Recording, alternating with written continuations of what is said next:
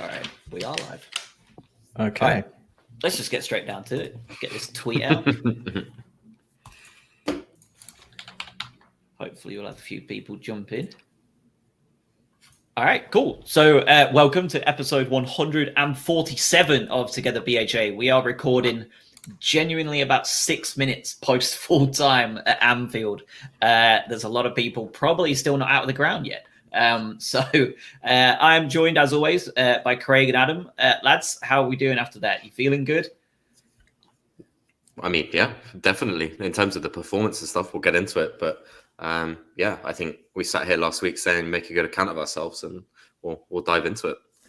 That was a genuinely fun game to watch, and then we didn't walk away bitter against a team that are arguably the informed side in football right now, with arguably the best player in the world on current form. You take those every day.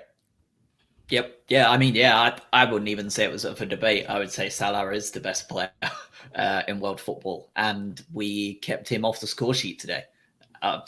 What more can you ask for? I wouldn't even say just off the score sheet either. He didn't really do much. No. First 25 minutes, him and the overlap with Tita. We'll get into it, I know, but it wasn't. You didn't sit there and think, "Oh my gosh, Salah could have scored 4." Nothing. No. Not at any point. Kukurea had him in his pocket for the entire game, and it was one of those things where he never really looked like doing a great deal. And that pass for the first goal was one of those ones where it really could have gone to any foot. He played it well back, but there was about 4 players in the vicinity that could have got a foot out. Yeah. In terms of the lineup, lots of changes really in terms of formation more than personnel. But just as much so, Bissouma back in, Mwepu getting a start, Duffy back in, Solly March getting a start, Mope dropped to the bench, no Pascal Gross, and Lacadia on the bench over Aaron Connolly, which I thought was quite funny. I enjoyed making a little meme about that as I woke up this morning. We approached this game very similarly to the way we approached the second half at Leicester City.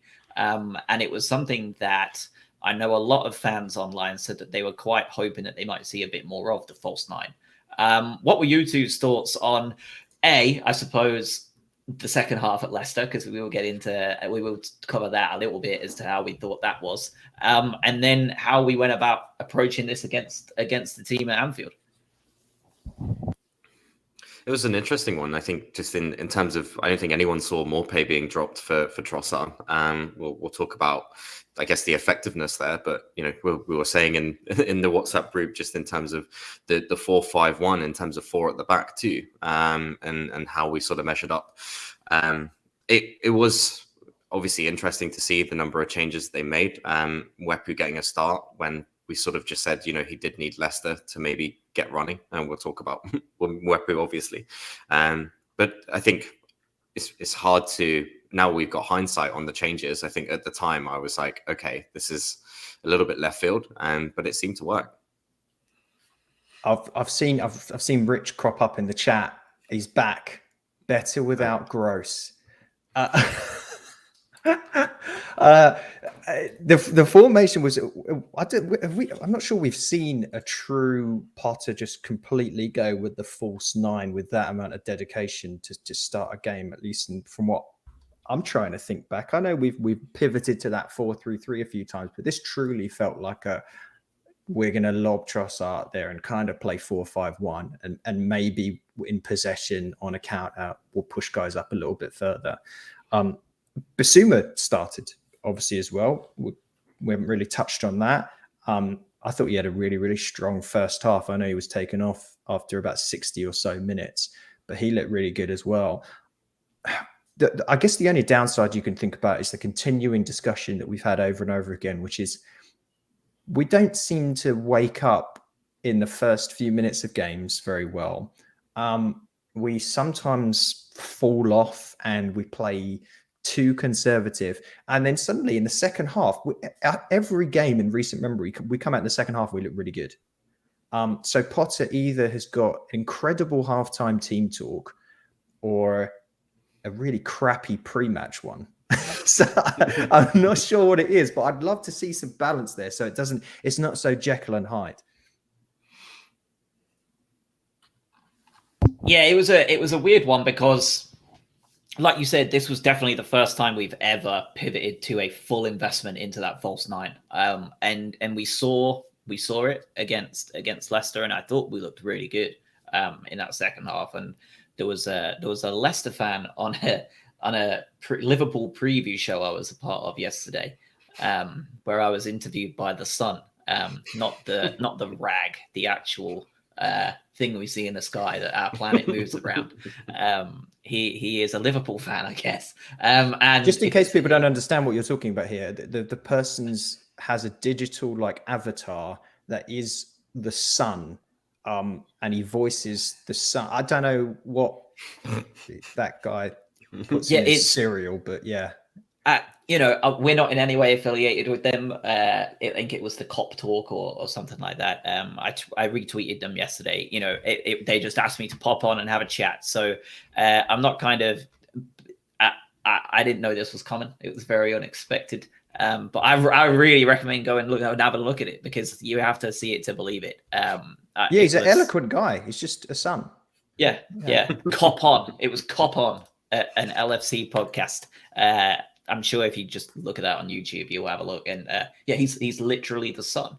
But they had a Leicester fan on as well, and he agreed that we were well worth the draw. He thought that we were much the better side in the second half, and that came with the tactical change. I think that having Mwepu play during the midweek was huge, because he seems to have came on in leaps and bounds, and again, having the opportunity for someone like Lamptey to come on late on like that, because we didn't play him against Leicester and didn't risk him, was big as well. I know that Rich has just said it in the chat, and I can't agree more. And I think we talked about it in the WhatsApp group as well. Bissouma and Mwepu can play together. That is good news. I thought that pairing today was just excellent. I just can't believe. I tweeted it earlier. What a change from the man that we saw at Burnley. He looks like a totally different player. Clearly the one we wanted to sign. And we're now becoming to that point where we talked about before, where you've got a whole bunch of midfielders that are playing incredibly good football. And where do you go from here?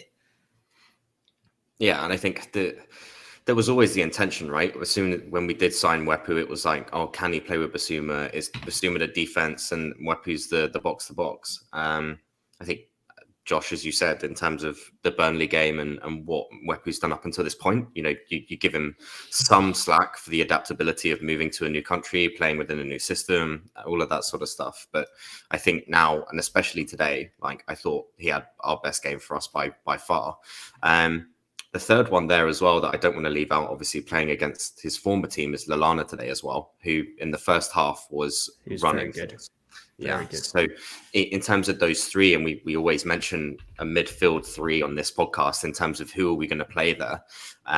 It was very much Lallana, Mwepu and Bissouma, and then you had Moda out on the wing, almost as like, that sort of attacking outlet that he does for Poland. So obviously worked really well today.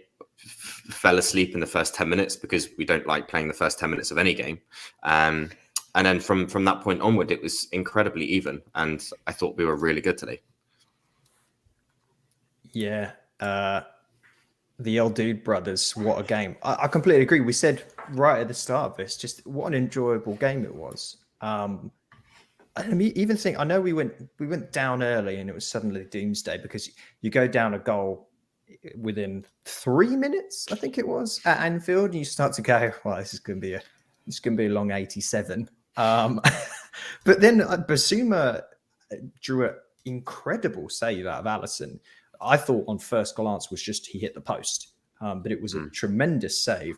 I mean, we were doing it. There was a lot happening there, and I agree with you, Mwepu, and I know we'll probably get on to the absolute peach of a goal that he scored that was definitely a cross.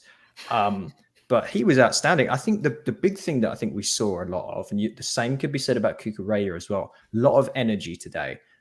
Some of these players played against Leicester midweek, but the majority of them had a rest.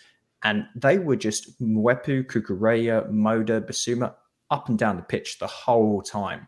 And that was the difference for me when we came out the second half. There were some slight tweaks from Potter, but you see how Liverpool, they kept up that press for as long as they could in the first half. And then they just ran out of energy to just do that over and over and over again for a full 90. And suddenly all of the momentum and the shift came over to us. And I think that's testament to the players, the fitness, and also obviously Potter. Yeah, Mwepu especially for me, it got to half time and I was texting somebody else and I said to them, like, how long can he keep this level of energy up? You know, he's not played a huge amount of minutes. He has come back from injury. And like he did play a bit midweek. He did play minutes midweek as well. Like, how long can this guy just keep going? Like, there's got to be a point in time where he runs himself eventually into the ground, and it didn't really come. He's probably going to be getting he probably won't wake up now until Tuesday because he just kept going into the ground mental. Let's talk about that opening 10 minutes or really we could talk about that opening 25 because once the Mane goal went in, everything changed. From then on, the entire energy of the game really took a massive reversal. Opening couple of minutes, we had a really good chance. Solly March was clearly onside, went through one-on-one with Alisson, did not finish, and in just over 60 seconds, the ball was in the back of our net. Salah back to Henderson and in the back of the net. Again, as Craig said, we don't like playing for that first 10 minutes. We do tend to start very slowly. I don't think Kukureya did a great deal wrong for that goal. He did get to his man pretty quickly and he did show him outside as opposed to letting him come, further down and cause him more problems. And I don't really have anybody to blame in my head. I'm not sure who can pick up the blame for that. No, I don't think I can see it. It's just in terms of, that's counter-attacking. I don't think there's any sort of blame on anyone. When I first saw it, I was like, can Sanchez do a little bit better there? It's curling away from his body, but he looked a little bit closer than maybe he was. But, those sort of things, you expect that when we start so slowly. And it's no surprise that we the first 10 minutes of every game, anything can happen. But I think for the Solly March chance as well, I think he was just waiting for somebody else to come. Like he really didn't want to take it himself. Yep. So, that sort of hesitancy has ultimately led to a counter-attack where we've conceded after 2.5 minutes. I noted down that Kukureya did what he could, but he was about half a second too slow on closing down. And then Lallana was about half a second too slow closing down Henderson. It's very easy to say this sat on your ass on the sofa. But the commentator did bring up a decent point in that you probably don't concede that goal if you're playing the five at the back formation, right? Because Kukureya is further out, and then you've got your Dan Burn or whomever it is then closing down a little bit and blocking that channel out. So that was kind of interesting, but I agree. We're nitpicking. It's one of those ones where you put your hands up and go, yeah, they just did a good job there. This is Liverpool and they scored a goal. That happens. Yep, second goal, polar opposites for me. We did just about everything wrong that we could. It was the sort of goal that I would expect us to concede if we were a League One side playing them in the Cup. It was bad. You shouldn't have any Premier League side leaving a man that wide open in the box for a free header. I don't care who he is, whether he's Sadio Mane or Timo Pukki, whatever. Like, you shouldn't be allowing a player like that to get that much space. Duffy was miles off of him. And upon the replay, I'm not even sure where the rest of the centre-halves were. They were miles away. I know that, catching us on the break is a big thing, but that's just Liverpool's MO.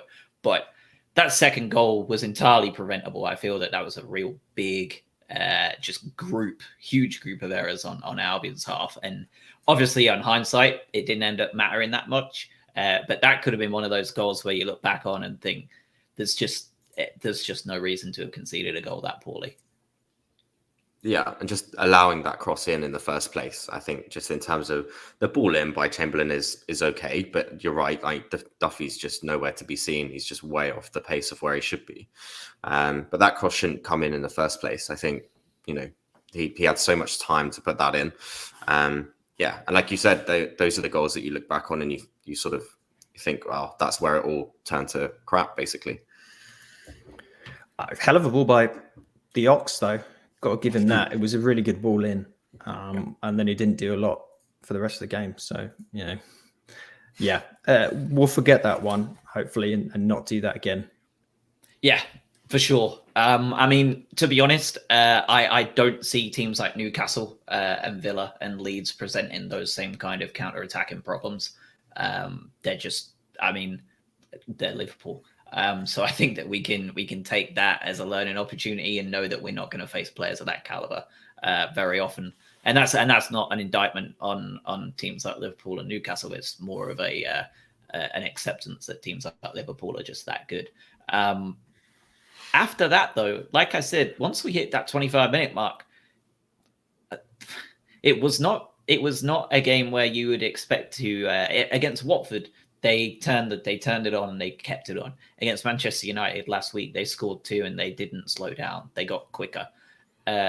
Today, that Albion side refused to accept that it was in any way, shape, or form beaten. And we continue to play our way almost to great calamity, where we almost conceded a third. The passing around the back, I like it. I understand it. I believe in it. That pass to Sanchez, however, should never be seen again. What was it Dunk, I think? What was going through his head when he thought, I'm going to pass it to him literally on his line with 2 Liverpool players in the box with us? What was that? Is that the action that... Because Lewis Dunk has it every now and again where he does something weird. Is that the reason he's playing for Brighton and not for teams like Manchester City when he was just up in the Premier League 27-28? Is that the reason why they didn't go for Dunky, or is it just one of those things that he just has in his locker? To be fair, Man City just had one of their central defenders sent off for a stupid challenge today. Man United's central defensive pairings are pre-Varane, Harry Maguire, who has this in his locker multiple times a game. So, to be fair, that's why I didn't include Manchester United in the conversation, because they have no business being in that conversation either. I actually don't put the blame that massively on Dunk. It was Sanchez's fault.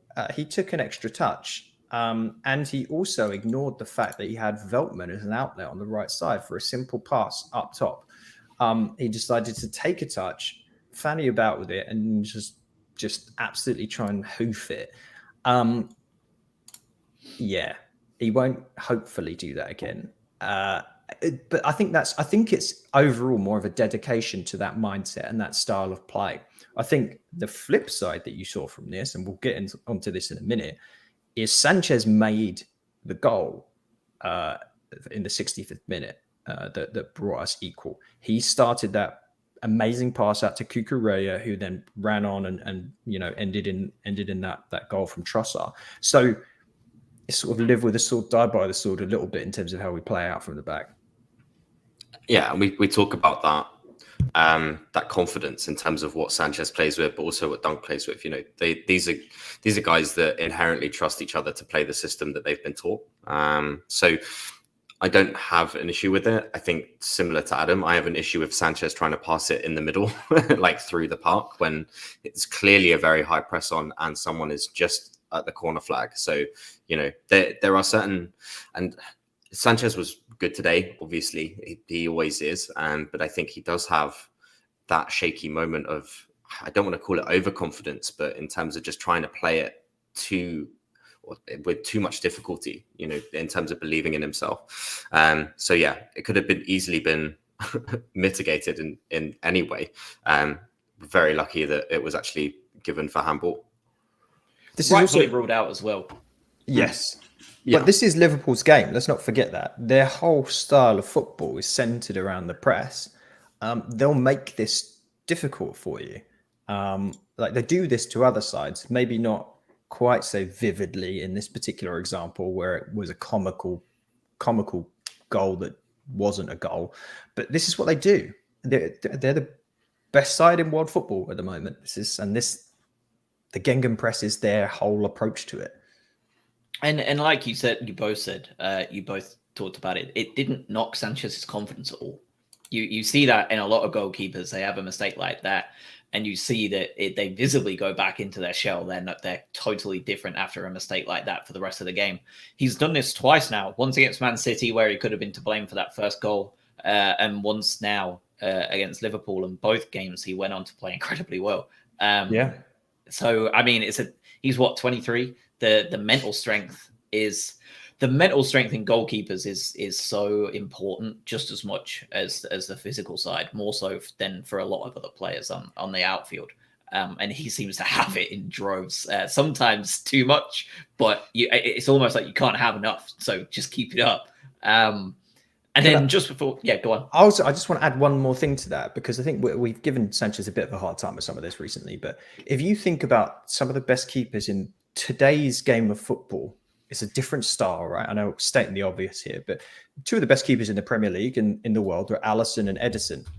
Both have that level of overconfidence in their game, and it's what makes them very good keepers. They will stand way up off their line. They'll push out. They're good with their feet. They'll take risks. I mean, Alisson got sent off last year against us. Edison's good for a sending off every now and then, and they're both good for a potentially terrible mistake every now and then. But they're in the team and they're good at their job because they take those risks and because they have that confidence. So in some ways, you can see it as a good part of Sanchez's game in a weird way. I agree. I really do. I would rather have a keeper like that that's going to make one or two howlers a season because of that overconfidence than a keeper that isn't. That's going to continue to be one of those, average keepers. So I agree with you 100%. And, speaking of keepers that were a bit hard done by today, Alisson, with the sun in his eyes, had 100% a shot from Enoch Mwepu, Russell in the back of the net, right before half time as well. And we deserved it. Since that second goal, we were the better side. We were very much in control of the game, to be honest. We'd had more shots. Our pass accuracy was way up. We were winning on just about every stat you could ask between that 25th minute and the goal. And again, this is one of those things where last season this doesn't get anywhere near the back of the net, but that regression to the mean of having a bit of luck go our way as much as it goes against us today, that Mwepu goal was it in a nutshell. Likewise for the Mane ball, I suppose. He loved it. He was so happy, weren't he? And you can only deal with what you've got, and that cross turn shot, we see it all the time, and it just never seems to be for us. So it was really nice today to see him get hold of it. And I mean, if it was an actual shot in his head, what a finish! Really cool. I mean, just watching, I think, just from another perspective as well, just watching Mwepu play football with a massive smile on his face, just in terms of just how happy he is, just even playing football, just makes everyone else smile. But like you said, we very rarely get these come our way.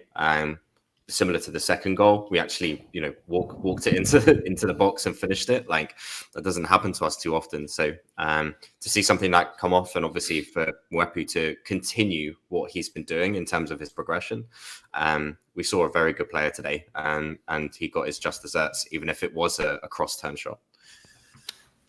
I think what was also impressive in that goal wasn't just about Mwepu.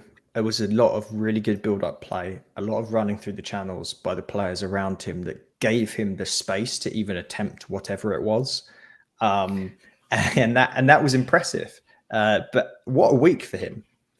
He played his heart out in this game. He scored twice, and let's not forget that he missed a penalty also last week that cause the end of things. So he came back from that in a good way too. So this is he'll be running on some nice confidence after this week and going into the Newcastle game.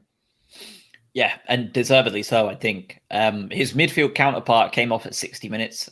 Maka came on for Bissouma in that second half. I know just before that, I will get to it. I just forgot. Bissouma did come off, though. He hasn't played a full game of football since before the international break, and the next one is fast approaching. So it's a long time for a professional footballer to not play football. He played just over half an hour midweek and played just exactly on the hour today. That's a full 90 minutes of football this week. I think it's safe to say that he will probably be starting and playing a full 90 minutes against the Toon next weekend at the Amex. Do you agree? Yep. Yeah, I think so. I think when you put all of the allegations aside and bits like that, he still is probably our best player by a mile. So in terms of what he brought to the team today and breaking things up in the centre defence and being able to throw himself about and be everywhere at the back, you could see the difference that he makes to this team. We won't talk about all of the outside of football stuff, but purely from a footballing perspective, everyone knows what he brings to this team and how he improves that whole team. Hasn't seemed to have affected him, though, has it, Adam? Does that speak? I mean, I think that speaks volumes to the club ethos around him and how they have protected him in this time. Because he didn't drop a single bit today. He was just the same player that he was a month ago. No, we're different. We're a different caliber when he is in the team. He manages to just dance around a little way. That means that he just gets the extra step and the extra bit of space on the other midfielders, which creates the opening for a really compelling ball that he can play forward. He did that multiple times in the first half where he just made some space, made the midfielders and the defense sit back and move around a little bit. We just don't get that without him in the side so much. And no, he doesn't look short of confidence, right? If anything, he's a couple of times he held on to the ball too long because he was so confident it wouldn't get taken off of him. Yeah, you just gotta hope everything is good outside of this, and we can continue having him, lead the way. I was a little bit shocked. I messaged you guys. Yes, he's working his way back into 90 minutes of football, but I like that Potter's stance was all right, because I think this was also after Salah had his goal ruled out for offside right at the start of the second half. Yeah, so Salah was super at the beginning, and this was bang on the hour. So yeah, about 10 minutes after. So we're just on the cusp of going 3-1 down. Potter goes, you know what? I'm going to take off my defensive midfielder. I'll bring on Alexis McAllister, my attacking midfielder, and just see what happens. Like that's that risk thing we're talking about, right? And the different approach to the game, and it worked. Like we did look a really good side as well, even with Bissouma off, potentially a better side, just by the pace of the game and how the cadence worked out. Yeah, no, I think you're right. It was a strange substitution just because of the personnel change. And like you said, we were a little bit on the back foot again, and we brought in McAllister, and I think I agree. Like he changed the tide a little bit again. And 5 minutes after that substitution, as you said, I think it was 3 passes from one end of the pitch to the other, which is peak Potterball. It was very reminiscent, funnily enough, of Trossard against Everton a couple of years ago. That kind of last second where he caused Digne to score the own goal. I think that was about 4 passes from one end of the pitch to the other, and it happened again today. Sanchez, Cucurella, and then on to Lallana, I think, into Trossard goal. Yeah. Trossard seems to have found a real head on him. He seems to be getting a bit of that arrogance that he clearly had at Genk back in his swagger. And he looks like a player that is absolutely confident that he's going to finish a chance every game. And that's something that we sorely missed from anyone last year. The goal itself, I thought, was sublime. It was Liverpool football at its very best against Liverpool at Anfield. Even Klopp smiled at the goal going in. I think it was one of those things that even as him, he had to sit back and go, fair enough. What can he have to complain about? And at that point, the tide had already changed at halftime, but we weathered that first 5 minutes. The goal was disallowed. That substitution change was a big one to help us out as well. And from then on, after that goal, We immediately made a change. Jakob Moder off, Tarek Lamptey on, and stuck Tarek Lamptey at the right wing and told him to sit on the halfway line. Andy Robertson did not dare maraud forward anymore, causing them to become super lopsided, which was an incredible tactical move by Potter. And from then on, it almost looked like there was only one team that was going to win it. I mean, yeah, impressive. Just in terms of going back, obviously, to the substitution in terms of McAllister, you know, we sit here week in, week out saying, when is he going to get more of a chance? You know, when is he going to start? And the reality is that the impact that he has off that bench is so good right now that why would you change that? You know, in terms of him coming in, making a difference, even if it is for, you know, our best defensive midfielder coming on. And yeah, I think you're right. In terms of the last 25 minutes, you're talking about a tactical switch with Lamptey. You're talking about a tiring side who, you know, tried to press us for 65 minutes. How good we are on the ball and how we make other teams move means that they weren't able to do that for 90 minutes. And yeah, the last 15, it looked like we were going to be the ones to take it, not them. It was really impressive. I want to go back to the goal that you were talking about that Trossard finished. That is the quintessential thing that Potter sets the side up for every week. He wants to score that goal. Quick out from Sanchez, out to the left wing. About 60% of our play always focuses down the left wing. Nice interplay. Lallana pushes up into Trossard, goal. That's the goal Potter wants to score over and over again. So I think that was to do that against Liverpool at Anfield when they were trying to push forward and get a third goal that would have killed off the game. Incredibly impressive. Every pass went right on that goal.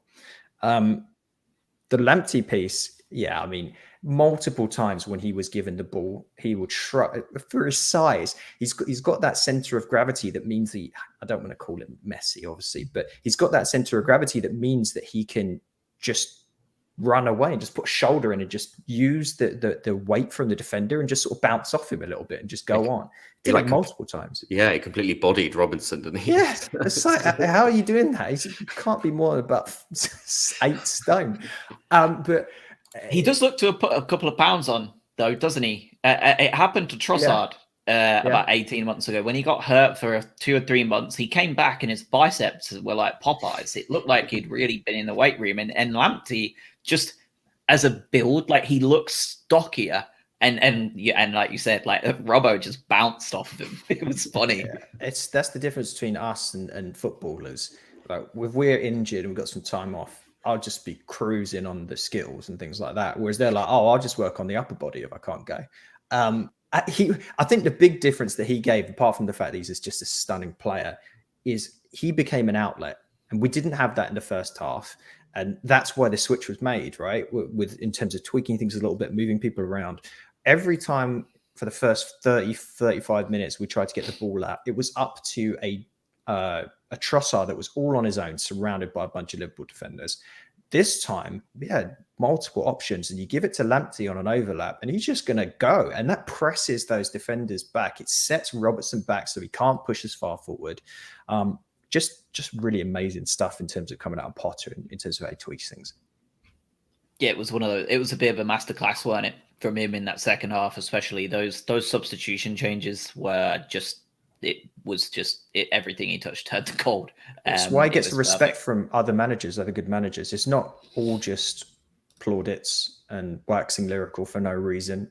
I know we joked about it with Guardiola last week. It's like, yeah, he beats us and then says a bunch of nice things about Potter. You can do one. But like, Potter is like a really, really solid mind around how you work your way back into a football game. A lot of other managers would have walked out in the second half and lost the game 3 or 4-1. Yeah, and it was a game that they lost 2 points on. And Chelsea, they're not stupid. They'll have seen by now they're 3 points clear before that press conference started at the end of the game. Great day for Chelsea, this one. And Klopp has already said today, Brighton are incredibly good. They're a really good football team and deserved it. I mean, what more can you he was he was a bit of a spicy meatball now last season with some of the stuff, but today, they dropped points and he's still able to come out and to say, yeah, fair enough, they deserved it. And like you said, I think that's exactly why Potter gets the plaudits and the respects he does. I don't think it's all lip service. I think they genuinely are big fans of him. Yeah. It's just this team as well, just in terms of being able to play that way. And I think we had a couple of what we call free hits last Saturday and today in terms of, and all we wanted to ask of is like, let's just play our game and like, let's do what we need to do. Obviously we tried it against City. They were just more clinical from our own mistakes more than anything. But today, like watching that team and giving, arguably the better side over the 90 minutes, impressive and, testament to what they're doing this season, because there's clearly a big difference of last season, even though we did win that corresponding fixture last season. We just looked like a more solid outfit. And then when you get a little bit of luck, like the Wepu shot. No luck there, Craig. Nothing, all skill. Absolutely meant it. But yeah, it's just seeing those go for you as well.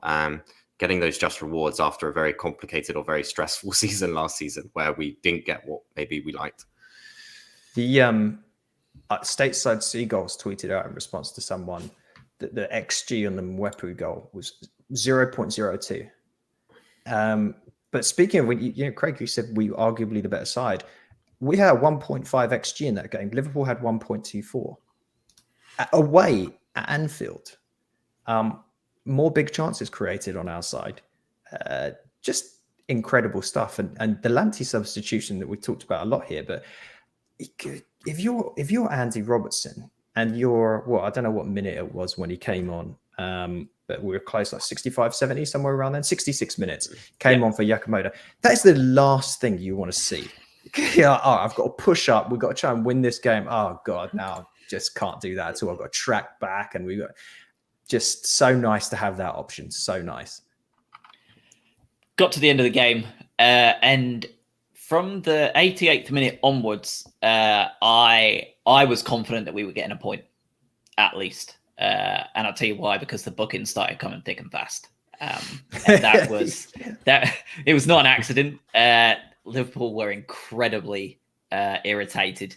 Minamino, I think, had been on the pitch for about 48 seconds before he got a yellow card, followed up quickly by Tarek Lamptey, Shane Duffy a minute later, and then Andy Robertson 2 minutes later after that. 4 yellow cards in 5 minutes. And to me, that was a good sign there. Like, okay, we're in their head. They're frustrated. They're going to be doing too much or overthinking stuff. And I think we've got this in the bag, at least at a point. And again, I think that's another one of those things where it's a testament to Potter and the team. They knew what they were doing. They slowed it down. They started playing obnoxious, sport, like gamesmanship stuff with that free kick where Lamptey kind of stood over it, gesturing for 10 seconds. And it totally bothered them. Something that we wouldn't have done last year. And again, something that we weren't astute enough to be doing yet. And we're showing that little extra bit of growth, and that's the difference between 0 and 1 point, or 1 point and 3. Does Tarek Lamptey start for you next week? Yeah, I mean, it's Newcastle, isn't it? I think you mentioned it last week in terms of it's probably Tarek Lamptey's favourite team to play against. So I think he has to. Hopefully his ankle's fine. Went down with a little ankle injury, didn't he? But he seemed to play on fine, and straight after getting back up, ran faster than I've ever run in my life. So yeah, I think he should be all right. I tell you what, I think the most resounding thing for me during that towards the end of the second half, and I noted this down. Mwepu, I think, got a corner. Anfield was silent. You could hear a pit. They were furious because we'd suddenly taken the onus in this game. Possession started to ramp up. There was a level of controlling, and people, they were frustrated. The fans were really frustrated. They were frustrated right up until the end when they were like screaming at their players for passing it around at the back. Not many sides get the privilege of hearing that version of Anfield as an away team. It's just so impressive how it worked out. So impressive. And it ended up to the fouling point you made. For our American listeners, you'll know this, but college basketball here in March Madness, it ended up like a college basketball game where everyone was just fouling everyone at the end, just trying to stop the clock and get forward. But yeah, amazing stuff. Man of the match today. There's a few. I'm interested. I don't think we're all going to be just saying the same name this week. So who have we got as man of the match? Craig, you're first up. Yeah, no pressure. I'm going to go for Mwepu today.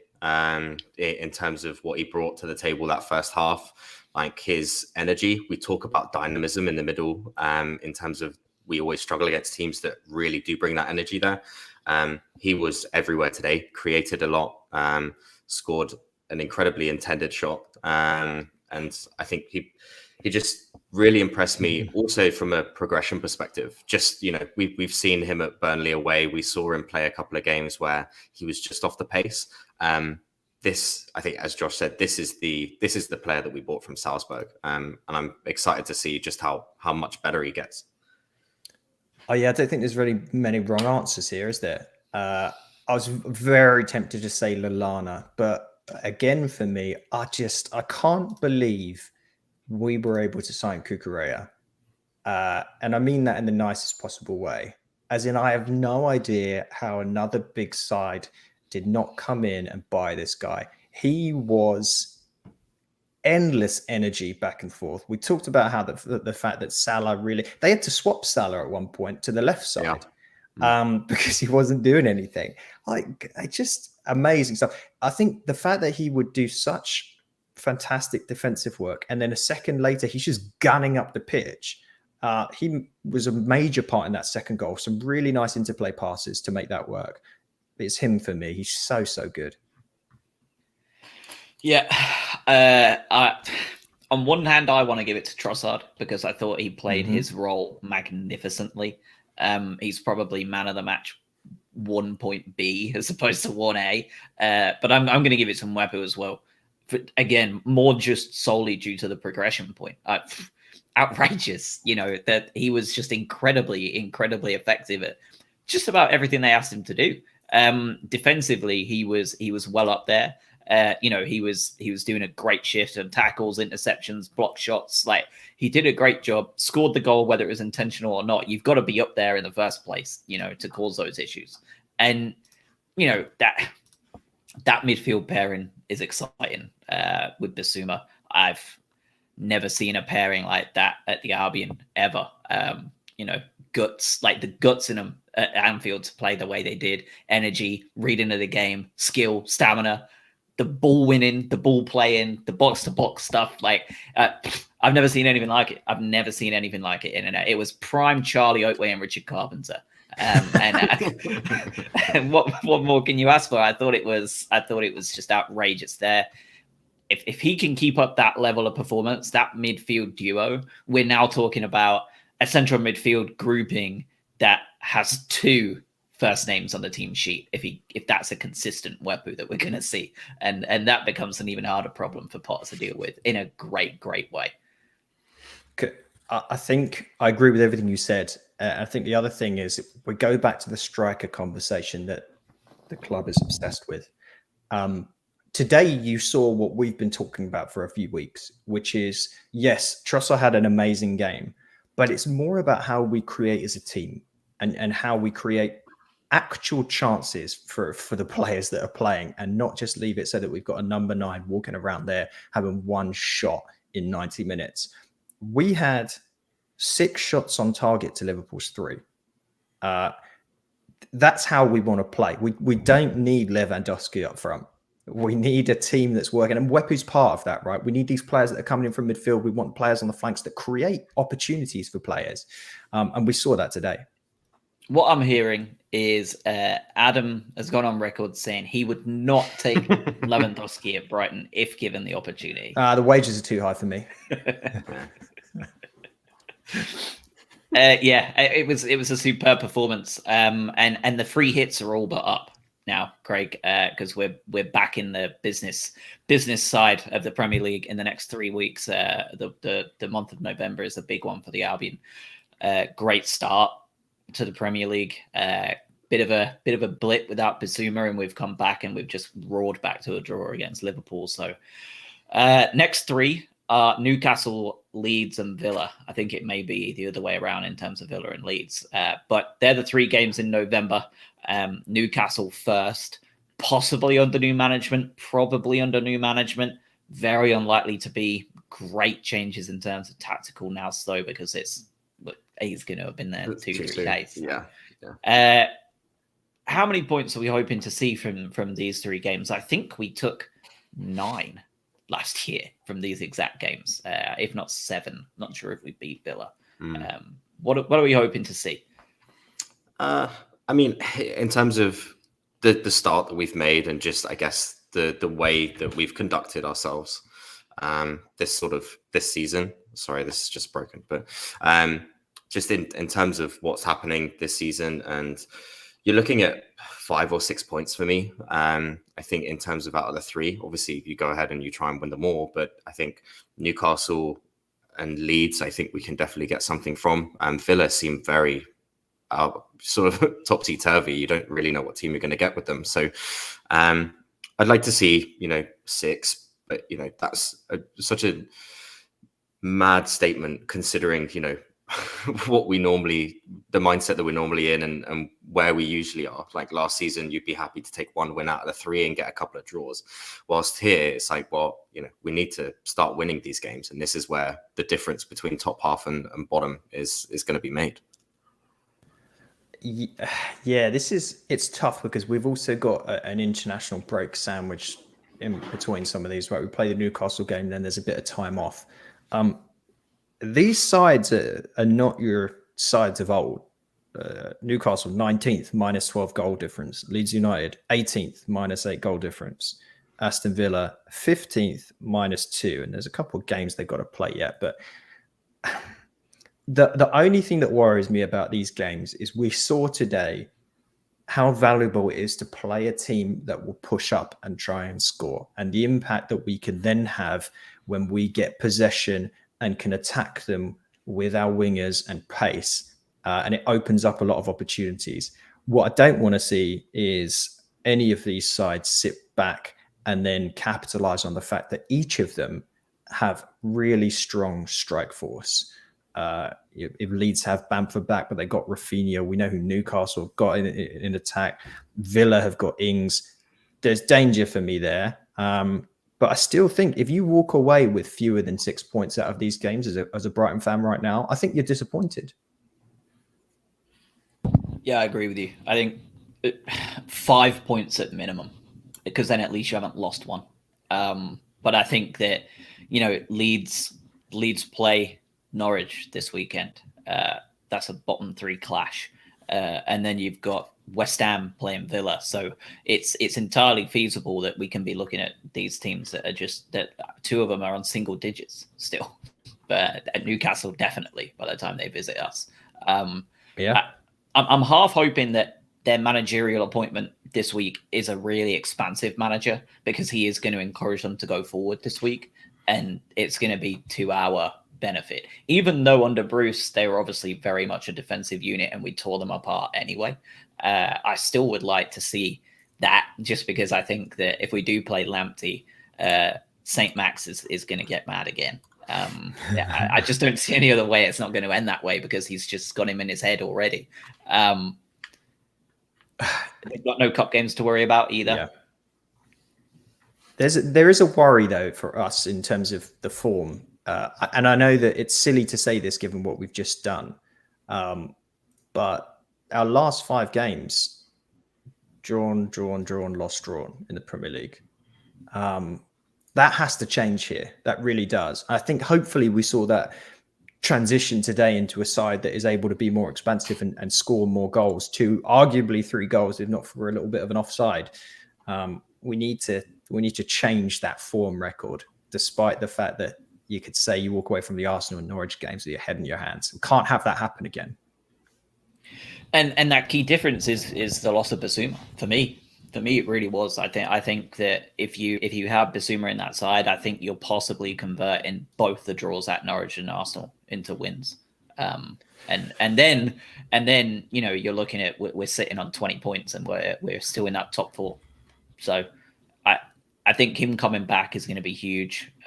It already was today, and he only played 60 minutes. And I like you, when he went off, I was like, oh shit, now we could be in trouble. And like you said, we arguably looked better for it, because it changed the style, and they didn't adapt quick enough. So I think he's going to be the difference for me.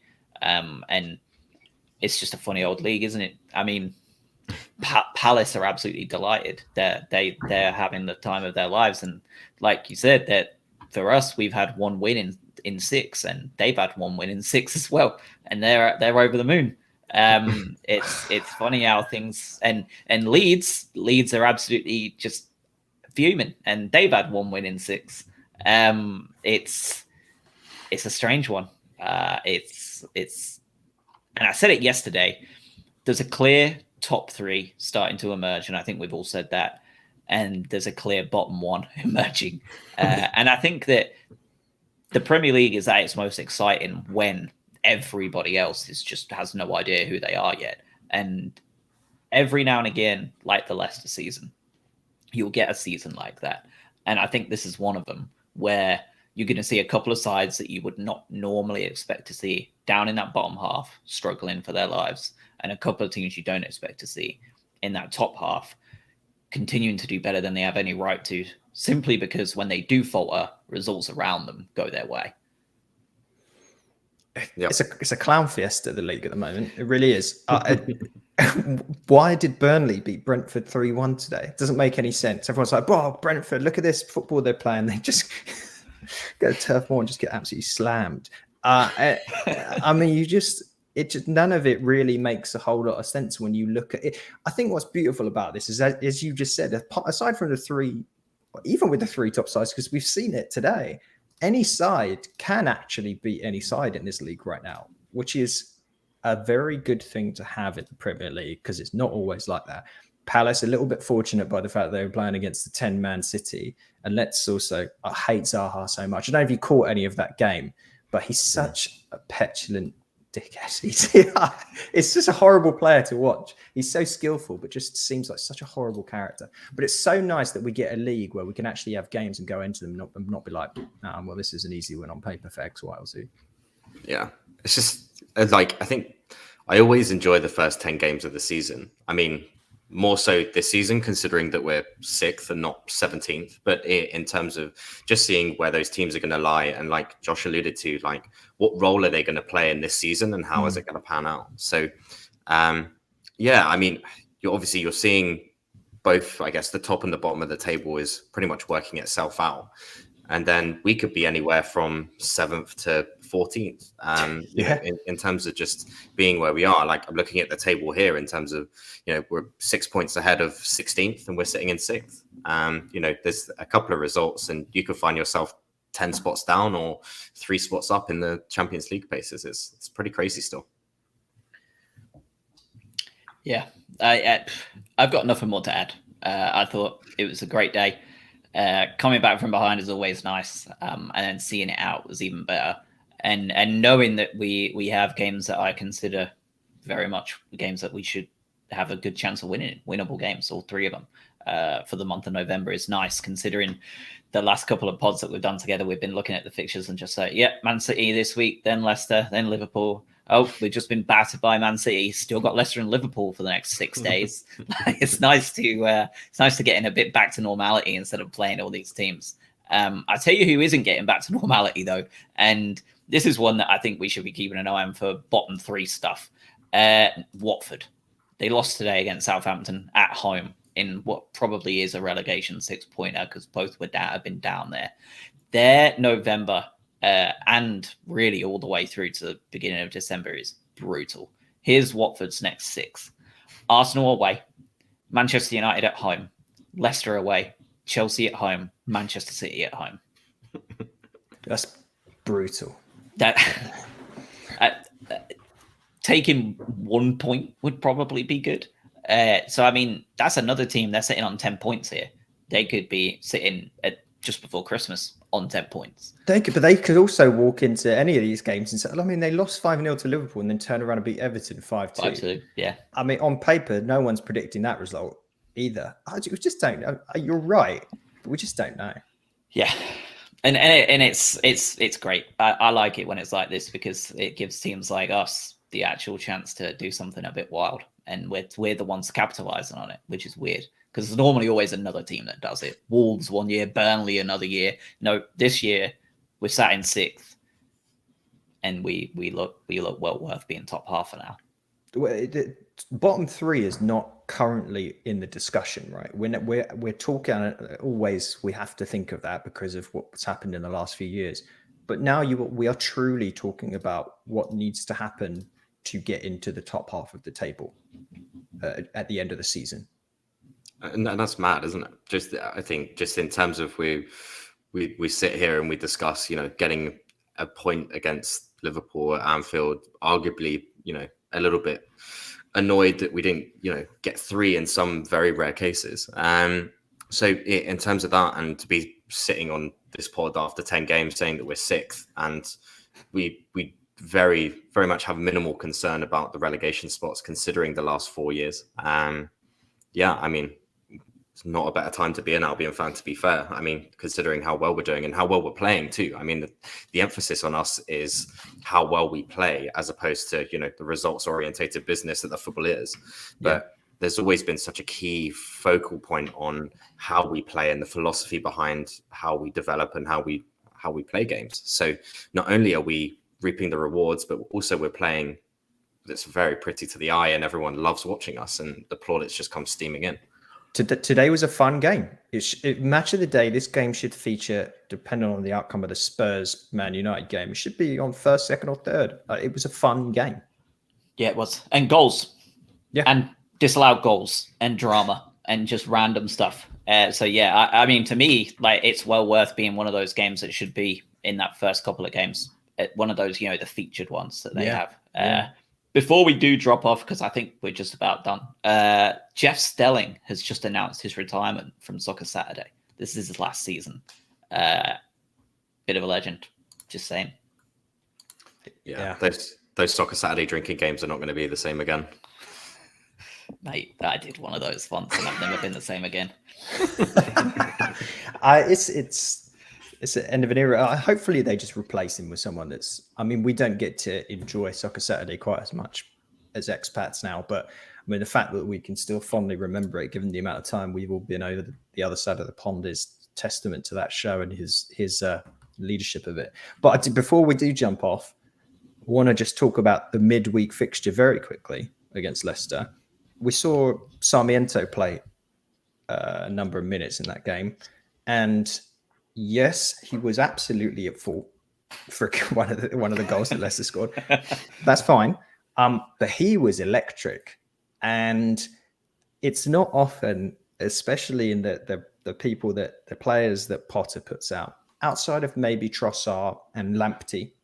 It's not many players that we have in the team that their first thought is, I want to go round my man. I want to take him on. Sarmiento was like, I want to take on as many as possible. I just gave us a different edge.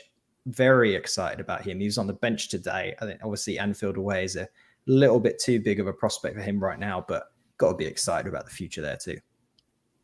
Yeah, he came out of nowhere as well, didn't he? We signed him and clearly impressed immediately to be playing 2 or 3 games for the under-23s and then straight onto the bench for the first team. Clearly, Potter sees something in him, and I think it is that directness, that ability to run at the opponents and put fear into defenders and keep them on the back foot. One of the things that we're talking about in terms of these next games, a team that sits back and lets us attack them, we find it very difficult to break those teams down. Yeah. So the prospect of a Sarmiento and a Lamptey and a Cucurella, being able to run at that team, put them on the back foot so that we can play our game and move through that middle. I think it's very easy to see what Potter sees in him, given what we saw at Leicester and the very limited appearances. But I think the idea is to have that directness so that we can break teams down that do sit back. Yeah. Wepu too looked very keen to run with the ball today, which is another one of those players that we haven't had recently. And we're starting to gather a group of them, aren't we? We're looking at Sarmiento, Mwepu doing the same thing. Bissouma loves to run at his man if he's further forward. Cucurella loves it. Lamptey loves it. Solly is like, depends. When he comes on as a super sub, I feel like he's well keen on it. When he's not, he's a different player. Yeah. And I don't know if you've seen too much of him, but I'm a bit of a weirdo in that I like to watch the Belgian Pro League a fair bit. That is weird. Yeah. I know. I don't know why. It's a weird, odd. I know it is, but it is just the thing. Mitoma looks. Yeah. He likes to run at players. He is causing people so many problems in Belgium. It's outrageous. And he's only coming on at subs for half the time because he's, they're obviously not getting him ready. Like, they don't think he's ready yet or whatever. And it helps that they're winning like every single game, so it's hard to break in. But he's going to be another one by the looks of it that just wants to just run at players, and he, without any disrespect to him, he already looks a serious caliber above Percy Tau. It's almost like our group of managers from a signing standpoint, ownership standpoint, know what they're doing. Crazy. They had the foresight to bring in these players and think about players coming through. Like, we can look back and go, oh, this seemed, and now I understand this was a good idea. These guys have to do it years in advance. Yeah, it's all coming together, and it's like 12 plus years of hard work and diligence from this group, especially Tony Bloom primarily, and it's rare. Because you're seeing a lot of these top teams like United that are ran by people with not 1% of footballing knowledge in their brain, and it shows. Are you talking about Ole? Woodward, Glazers, Ole, all of them. It's an old boys club, isn't it? It's a Sir Alex Ferguson generational fund at this point. And Tony, albeit more than anything, a money man and a clever businessman.